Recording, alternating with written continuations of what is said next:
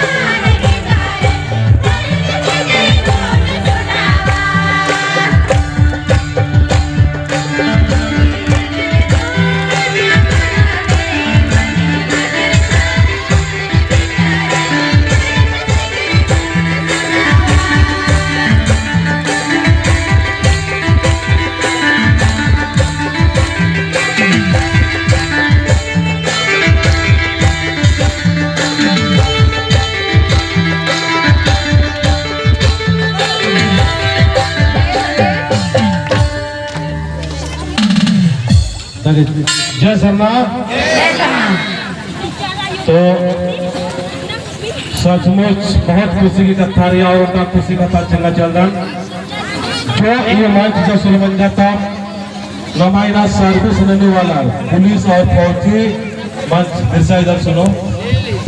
फौजी और पुलिस मंच के माध्यम से जो सर्विस लगा करना देश रक्षा फिर समाज का भी रक्षा के लिए पर देश रक्षा और देश की रक्षा के लिए भी इना प्रेरित मार्गीय जो लोहरदगा पुलिस फौजी सहयोग समिति लोहरदगा की अध्यक्ष श्री दयालु राव ने शुरुआती तौर में मदद मंजा और इन्ना आप चीज दिन की दादागर फिर मन में सोच बना लेंगे कि मैं बॉर्डर में भी रहूंगा, मैं चाइना बॉर्डर में रहूंगा, मैं पाकिस्तान के बॉर्डर में रहूंगा, चाहे कहीं भी रहूंगा, लेकिन मैं अपने परिवार को, अपने समाज को, अपने धर्म की सुरक्षा के लिए हमसे जो बल पड़े हम सहयोग और मदद करेंगे बोल के वो लोग अभियान चला रखे हैं के लिए।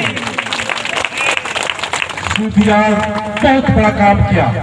उसके बाद में ये जो आदिवासी सत्य प्राकृतिक प्रार्थना सभा के माध्यम से अभी जितना भी रिटायरमेंट पर्सन है, जितना भी जो सर्विस करके आए हुए हैं, चाहे किसी कोई भी विभाग से, सब लोग इसमें जुड़िए।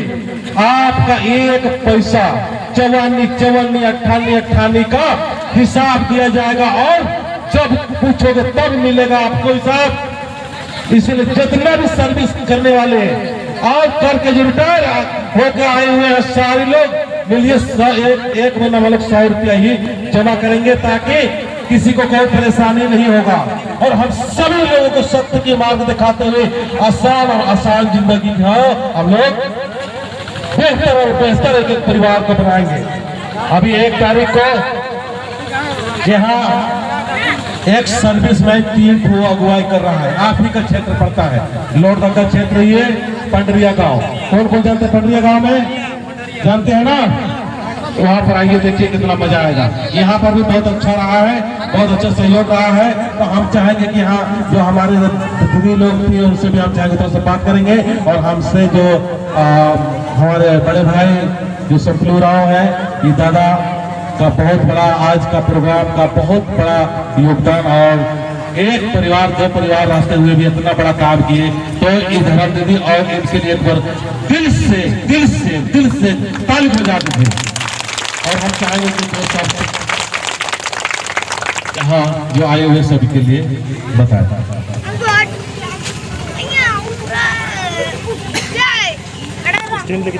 जय धर्म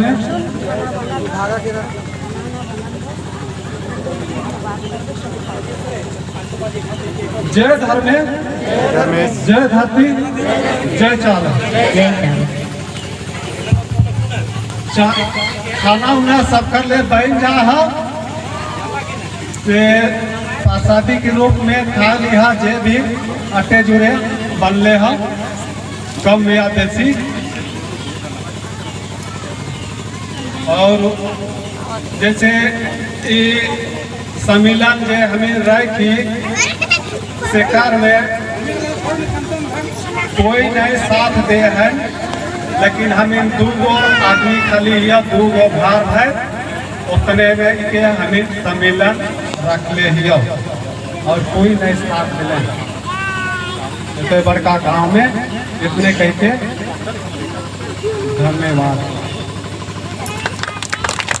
अब हम सबके सहयोग देते हैं।